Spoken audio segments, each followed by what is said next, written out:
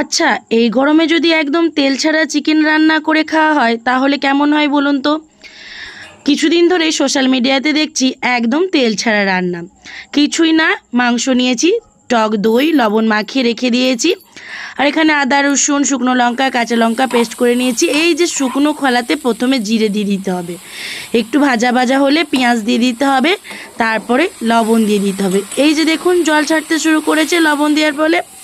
তারপরে দিয়ে দিলাম টমেটো, একটু পেঁয়াজটা লাল লাল হতে। এখনও পর্যন্ত আমি কিন্তু এক ফোঁটাও তেল ব্যবহার করিনি। দেখুন আমি তেলের বদলে ব্যবহার করছি একটু একটু করে জল। এইভাবে ঢাকনা দিয়ে ঢেকে দিলাম। দেখতেই পাচ্ছেন টমেটো পেঁয়াজগুলো কতটা নরম হয়ে গেছে। এরপর দিয়ে দিয়েছি লঙ্কা গুঁড়ো হলুদ গুঁড়ো আর বেটে রাখা মশলা দিয়ে আমি ভালো করে কষিয়ে নিচ্ছি জল দিয়ে। তো দেখুন আমার একদম তেল ছাড়া মশলাটা কষানো হয়ে গেছে।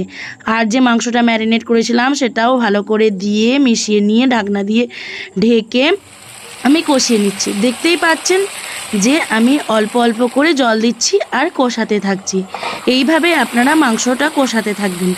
দেখবেন যে আপনাদের মাংসটা কষে গেছে, তখনই আপনারা পরিমাণ মতো জল দিয়ে মাংসটা ফুটতে দেবেন। দেখতে পাচ্ছেন কতটা তেল ভেসে উঠেছে, দেখুন একদম তেল ছাড়াই। তারপরে গরম মশলা মিশিয়ে ভালো করে ফুটিয়ে নামিয়ে নিয়েছি। দেখে মনেই হবে না যে এটা একদম তেল ছাড়া।